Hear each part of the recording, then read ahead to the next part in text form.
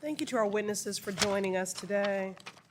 There's so much excitement around digital assets, especially cryptocurrency, understandably so.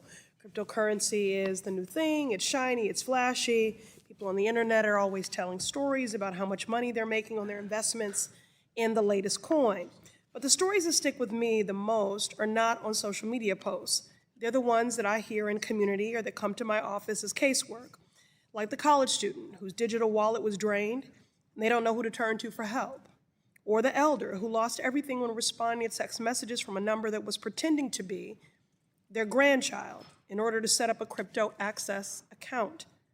These stories and many more are the heartbreaking reality of crypto scams, and I believe we all, government and industry, should do everything we can to stop them.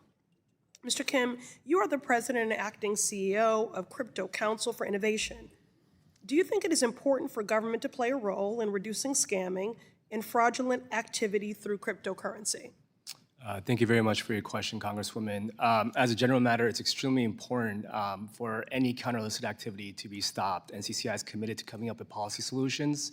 My opinion is that the best way to accomplish this is through a comprehensive federal framework for both market structure and payment stablecoins to make sure there are consumer disclosures, that there are consumer protection standards, and all of this information can help prevent scam. At CCI, we run different types of educational aware campaigns with our members to make sure these types of scams do not come to be.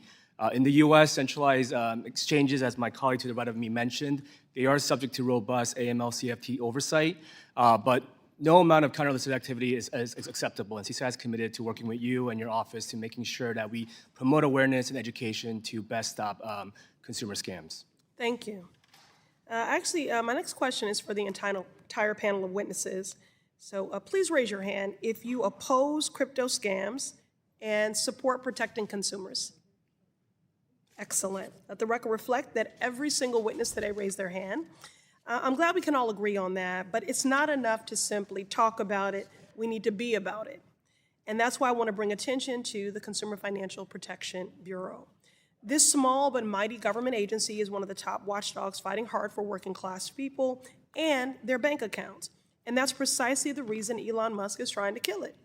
If you're not familiar, the CFPB has put $21 billion, that's with a B, dollars back in people's pockets.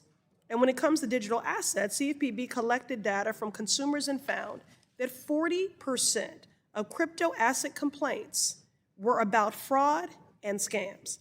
They then use that information to develop resources for consumers and prioritize regulations for crypto firms to reduce predatory behavior. But the agency is now under attack. Elon Musk and his so-called Doge Bros have kicked out the employees, locked the door, and stopped all the work from continuing. They did it with the blessing of our scammer and harmer-in-chief, Donald Trump.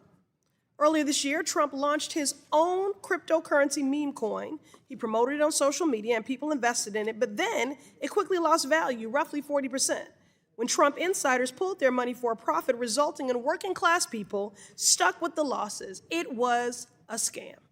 So let's be clear. On one hand, Donald Trump will steal from people through a crypto scam. On the other hand, the hard-working staff at CFPB will fight to get people their money back. And that's why we need this essential agency to be reopened to finish its necessary work.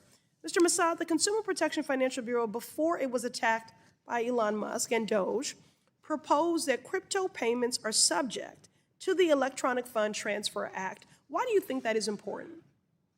Well, I think, Congresswoman, thank you for the question. I think we have to have a complete framework of regulation, and particularly given the fact that the industry likes to push back against whatever regulator is trying to do something. And to your point about shutting down the CFPB, we cannot build strong financial markets if we're going to sort of regulate by a pendulum swing, sort of go way over here, one administration, then go way over here, the other administration. I mean, reasonable people can disagree with some of their rules, but you don't shut down the agency. Thank you. I yield back.